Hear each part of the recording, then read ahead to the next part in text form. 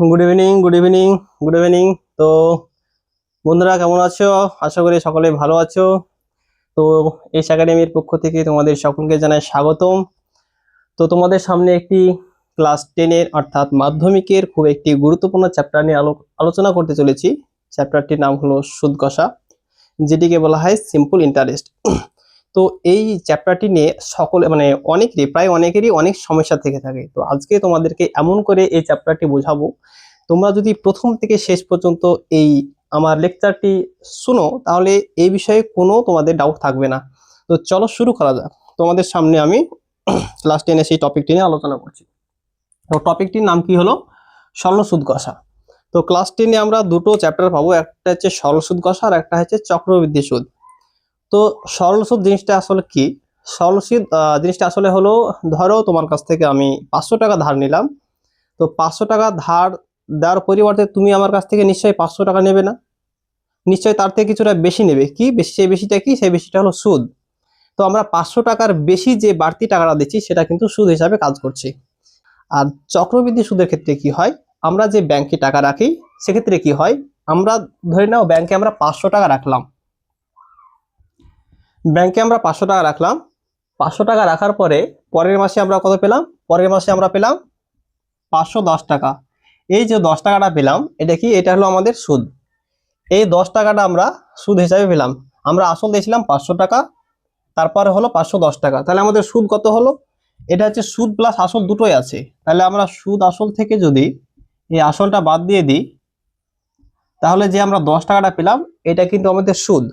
তার পরের মাসে যখন হবে তখন এই 500 টাকার আর সুদ পাবো না, তখন কিন্তু আমাদের আসল এত হয়ে যাবে 500 প্লাস এই 10 টাকাটা সমান 510।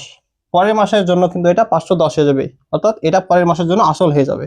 তো এটা হচ্ছে চক্রবৃদ্ধি সুদ। তো আমরা যে বিষয়টা নিয়ে আলোচনা করব সেটি হলো সরল সুদ। তো সরল সুদ জিনিসটা আমি তোমাদেরকে বুঝিয়ে দিই।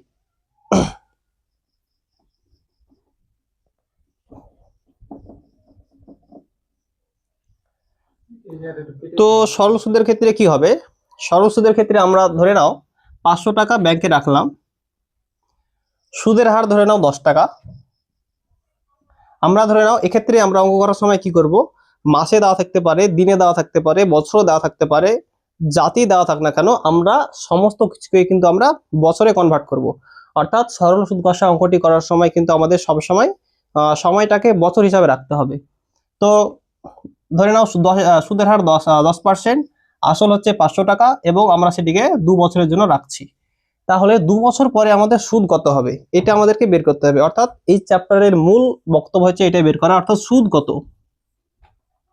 সুদ কত পাবো আমরা। আসল 500 টাকা, 10% সুদের হার, আর 2 বছরের জন্য রাখছি, তাহলে আমরা 2 বছর পরে কত টাকা সুদ পাবো এটাই আমরা বের করব। তো এই অঙ্কগুলো করার জন্য একটা সূত্র আছে, মেন সূত্র। তো সূত্রটি তোমাদেরকে দেখাই। সূত্রটি কিছুই নয়, সূত্রটি একটাই সূত্র, I equal to P into R into T by 100। এই এই সূত্রটি দিয়ে কিন্তু এই চ্যাপ্টারের পুরো অঙ্ক কভার হয়ে যাবে। এই সূত্রটি তোমরা শুধু মুখস্থ করে রাখবে। এই সূত্রটি মুখস্থ করলেই কিন্তু সমস্ত অঙ্ক শেষ হয়ে যাবে। তোমাদেরকে দেখাবো কিভাবে এই অঙ্কটির দ্বারা সমস্ত অঙ্ক কিন্তু শেষ হচ্ছে, তোমরা শুধু দেখতে থাকো শেষ পর্যন্ত। তো এখানে সুদ, এখানে কোন টার্মের কোন মানে হয় সেটা আমি তোমাদেরকে বলে দিচ্ছি। এখানে আয় দেওয়া আছে, আসল পি দেওয়া আছে, সুদের হার আর দেওয়া আছে, টি সময় দেওয়া আছে। এখানে আয়কে কি বলে? সুদ। পি কি? আসল। আর কি? আর সমান সুদের হার। আর টি কি? টি হলো সময়।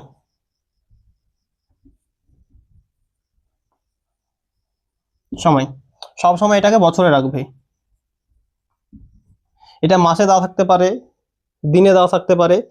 এক্ষেত্রে কি হয়, সময়টা যদি মাসে দেওয়া থাকে তাহলে সবসময় আমরা কি করব, সময় যদি 1 মাস বলা থাকে, 1 মাস, মাস থেকে যখন আমরা বছরে আসবো তখন সেটাকে 12 দিয়ে ভাগ করব, সমান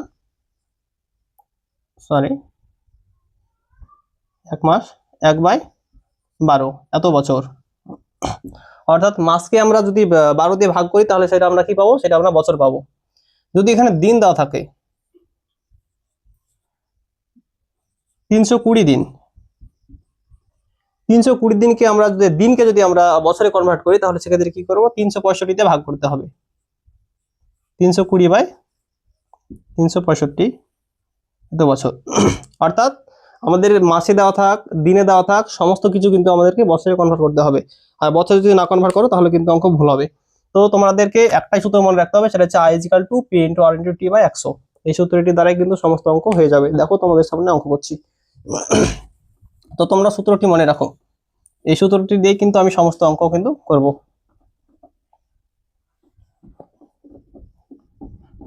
তোমাদের সুবিধার্থে আমি সূত্রটি লিখে রাখলাম, I = P × R × T/100। চলো তোমাদের সামনে একটা অঙ্ক করি। তোমাদের বইয়ে একটা অঙ্ক আছে যে দুই বন্ধু একসঙ্গে একটি ছোট্ট ব্যবসা চালাবার জন্য বার্ষিক 12% সরল সুদের হারে, সুদের হার কত, সুদের হার হচ্ছে 12%। 12% সরল সুদের হারে একটি ব্যাংক থেকে 15,000 টাকা ধার নিলেন। আসল কত, পি মানে আসল, কত টাকা ধার নিলেন, 15,000 টাকা। এই টাকাটা কিন্তু ধার নিলেন। কি বলছেন, 4 বছর পরে ওই টাকার জন্য কত টাকা সুদ দিতে হবে, সময়টা কত, সময়টা হচ্ছে 4 বছর।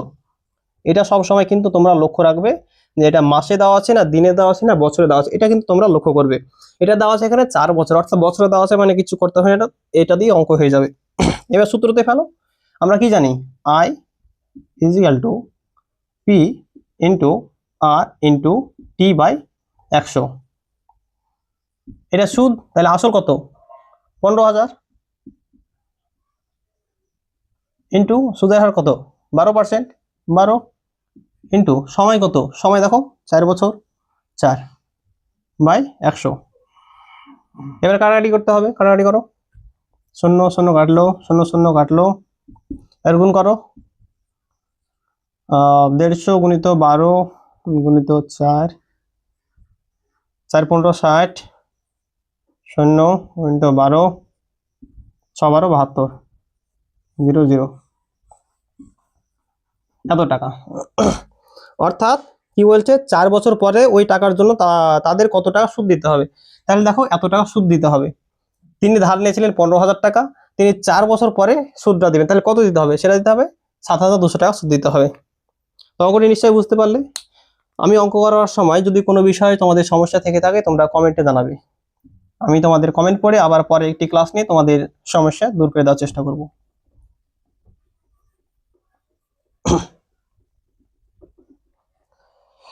তারপরে একটা অঙ্ক আছে, 2005 সালের 1 জানুয়ারি থেকে 27 মে পর্যন্ত বার্ষিক 6% সরল সুদের হারে 2,000 টাকার সুদ কত হবে এটা নির্ণয় করি।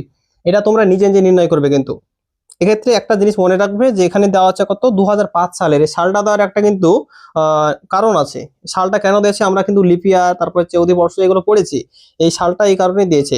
2005 সাল কি লিপিয়ার, এটা লক্ষ্য রাখবে যে যে সমস্ত সালগুলোকে 4 দিয়ে ভাগ করলে ভাগশেষ থাকে না সেগুলো লিপিয়ার। সেক্ষেত্রে কি হবে, তোমার যে ফেব্রুয়ারি মাসটা সেটা 29 হয়ে যাবে। আর নর্মালি এক্ষেত্রে কি হবে, এটা যেহেতু 2005 সাল, 4 দিয়ে ভাগ করলে ভাগশেষ থাকবে, সেহেতু ক্ষেত্রে কি হবে, এটা তোমরা করবে। এটা বাড়ির কাজ থাকলো তোমাদের, অঙ্কটা সহজ আছে, যদি না পারো তাহলে পরের দিন তোমাদের করে দেবো। 2 অঙ্কটা কি থাকলো, বাড়ির কাজ, হোমওয়ার্ক থাকলো। 3 অঙ্কটা কি বলেছে, 3 অঙ্কটা বলছে বার্ষিক 8.13% সরল সুদে 960 টাকার 1 বছর 3 মাসের সমৃদ্ধিমূল কত। এই অঙ্কটা খুব ইম্পর্টেন্ট। এই অঙ্কটা তোমরা অনেকেই হয়তো পারো না, অনেকের সমস্যা থেকে থাকে, কারণ এখানে 1 বছর 3 মাস দেওয়া আছে। তো দেখো অঙ্কটা কিভাবে করছি, একটা সূত্র দিয়েই দেখো আমরা এই অঙ্কটা করবো, I = P × R × T/100। তো দেখো অঙ্কটা করছি, কি দেওয়া আছে, বার্ষিক 8.13% সরল সুদ, 8.13% সরল সুদ। তাহলে সরল সুদ কত দেওয়া আছে, 3 অঙ্কটা সরল সুদ, আর আমরা সংক্ষেপে আর দিয়ে প্রকাশ করব, R = 8.13%। এটাকে যদি আমরা পূর্ণ ভাঙাই তাহলে কি হবে, 3 আসে 24 আর 25, 25/3, এত পার্সেন্ট সরল সুদ দেওয়া আছে। তারপরে কি দেওয়া আছে, 960 টাকার আসল কত দেওয়া আছে, P, আসল কত দেওয়া আছে? 960 টাকা। 960 টাকা আসল দেওয়া আছে। তারপর কত দেওয়া আছে? 1 বছর। এখানেই তোমাদেরকে লক্ষ্য রাখতে হবে, এখানে 1 বছর 3 মাসের সমৃদ্ধি মূল চেয়েছে। এখানে কত দেওয়া আছে? সময় কত দেওয়া আছে? সময় টি ইজ ইকাল টু 1 বছর, কত? 1 বছর 3 মাস। 1 বছর 3 মাস মানে কত জানি? 1 বছর সমান 1 প্লাস মাসকে যদি আমরা বছরে কনভার্ট করি তাহলে কি করতে হবে বলেছি? 12 দিয়ে ভাগ করতে হবে। 3/12 সমান 12কে 12 আর 3 15, 15/12 কাটাকাটি করো। 3 দিয়ে 3 5 15, 3 4 12 সমান 4/5। এভাবে কাটাকাটি করবে কিন্তু। তাহলে এটা আমরা পেলাম বছরে। এটা 1 বছর 3 মাস দেওয়া আছে, এই পুরোটাকে আমরা বছরে কনভার্ট করলাম। 1 বছর মাসটাকে আমরা 12কে 12 দিয়ে ভাগ করে নিলাম, তাহলে এটা পুরোটা কিন্তু বছরে হয়ে গেল। ভালো করে কিন্তু তোমরা লক্ষ্য করো। তারপর কাটাকাটি করলাম, 4/5 বছর আসলো। এবার আমরা এই সূত্রতে ফেলবো। আমরা কি জানি? I is equal to P into R into T/100। আসল কত? আসল দেওয়া আছে 960 টাকা। 960 টাকা। সুদের হার কত? 8 পূর্ণ 3-এর 1/3 মানে 25/3। 25/3। সময় কত দেওয়া আছে? সময় দেওয়া আছে তো 4/5 পেলাম। 4/5 বাই কত? 100। তোমরা কাটাকাটি করবে। 5 দিয়ে কাটলাম, 5 5 25 হলো। এই শূন্য কাটলো। 3 দিয়ে কাটো, 3 3 9, 3 2 6, 32 ইন্টু 4/10, 4 2 8, 3 4 12/10 সমান 12.8। কাটাকাটি ভুল হয়ে গেলে তোমরা ঠিক করে নেবে। কাটাকাটিতে যদি ভুল হয়ে থাকে তোমরা ঠিক করে নেবে। দেখো হয়তো এরকমই উত্তর আছে। এবার কি চেয়েছে তোমাদের কাছ থেকে? কি চেয়েছে? এটা হচ্ছে 1 বছর 3 মাসের সমৃদ্ধি মূল। সমৃদ্ধি মূল মানে কি? সমৃদ্ধি মূল মানে কি? সমৃদ্ধি মূল মানে হচ্ছে সমৃদ্ধি মূল মানে হচ্ছে সুদ প্লাস আসল। সমৃদ্ধি মূল মানে কি? সুদ প্লাস আসল। সুদ প্লাস আসল। এটাকে আমরা কি বলে থাকি? এটাকে আমরা বলে থাকি সুদ আসল। এটা কি আর একটা নামে ডাকা হয়, সেটা হচ্ছে সমৃদ্ধি মূল। তো সুদ প্লাস আসল বের করে নাও। সুদ কত পেয়েছি? 12.8। তো সমৃদ্ধি মূল মানে আমরা কি বলছিলাম যে এখানে বোর্ডের কারণে হয়তো নিচের দিকে নেমে গেছিল, তোমরা অনেকেই দেখতে পাওনি। তো এখানে সমৃদ্ধি মূল চেয়েছিল অঙ্কতে আমাদের। সমৃদ্ধি মূল, সমৃদ্ধি মূল সমান আমরা কি জানি? সমৃদ্ধি মূল মানে হচ্ছে সুদ প্লাস আসল। আসল প্লাস সুদ। আমরা আসল কত নিয়েছিলাম? 960 টাকা দেওয়া আছে, আর আমরা সুদ বের করে পেলাম 64 টাকা। যোগ করে হবে 1024 টাকা। এটা হয়তো অনেকে বুঝতে পারোনি, বোর্ডের নিচে চলে গিয়েছিল, তো তোমরা এটা দেখে নাও। এটা হবে 1024 আনসার হবে। সমৃদ্ধি মূল মানে হচ্ছে সুদ আসল, এটা তোমরা মনে রাখবে। এক্ষেত্রে দেওয়া আছে অনেক অঙ্কতেই এটা দেওয়া থাকে, তো তোমরা টুকে নাও ভালো করে।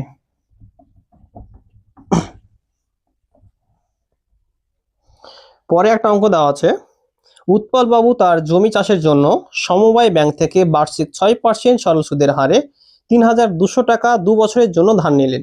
2 বছর পরে সুদ আসলে তাকে কত টাকা শোধ করতে হবে হিসাব করে লিখি। এখানে দেখো সুদ আসল কথাটা বলে দিয়েছে, কিন্তু তার আগের অঙ্কটাতে সমৃদ্ধিমূল বলেছে। অর্থাৎ যখন অঙ্ক কঠিন করা হয় তখন এই সমস্ত ওয়ার্ডগুলো ব্যবহার করা হয়, তো তোমরা কিন্তু ওয়ার্ডগুলোর মানে ঠিকঠাক জেনে যাবে।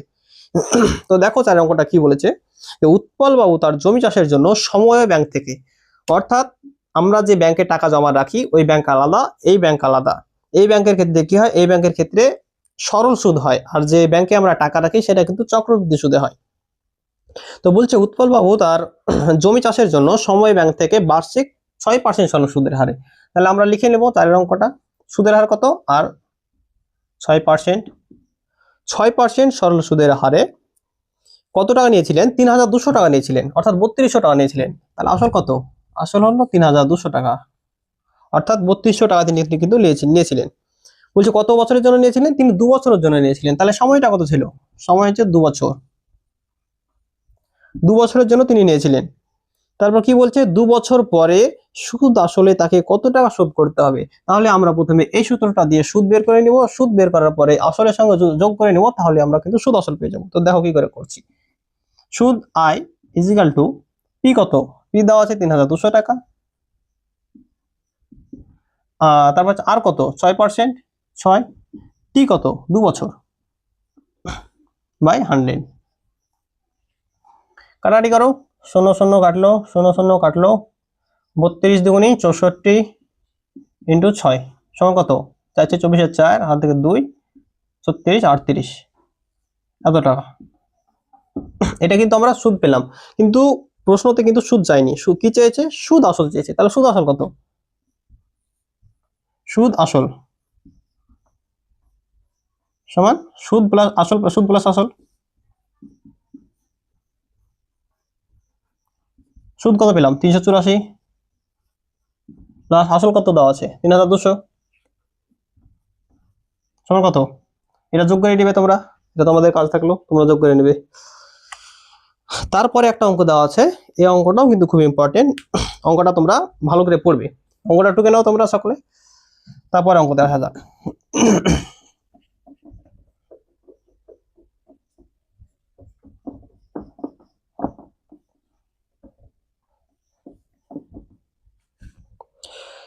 তারপরের অঙ্কটা কি বলেছে, পরের অঙ্কটা বলেছে বার্ষিক 5.25% সরল সুদের হারে শোভা দেবী একটি ব্যাংকে কিছু টাকা জমা রাখেন, 2 বছর পরে তিনি সুদ হিসাবে 840 টাকা পেলেন, তিনি কত টাকা জমা রেখেছিলেন। একটা কথা মনে রাখবে, কিন্তু আমরা বলেছিলাম ভিডিও শুরুতে যে এই সূত্রটি দিয়ে কিন্তু সমস্ত অঙ্ক হয়ে যাবে। এখানে দেওয়া হচ্ছে সুদ, এখানে দেওয়া হচ্ছে আসল, এটা দেওয়া হচ্ছে সুদের হার, এখানে দেওয়া হচ্ছে টি।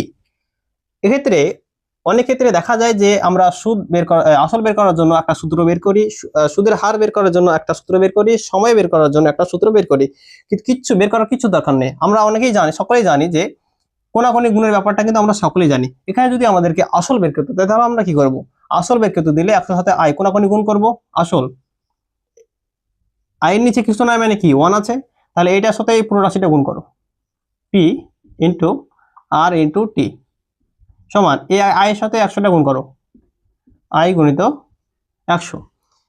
এবার আমাদেরকে যদি আসল বের করতে দেয় তাহলে আমরা এই অংশটাকে, এটা গুণ আকার আছে, এটা ভাগ আকারে নিয়ে চলে যাব। সুদের হার যদি বের করতে দেয় তাহলে আমরা এই আসল আর সময়টাকে ভাগ আকারে নিয়ে যাব।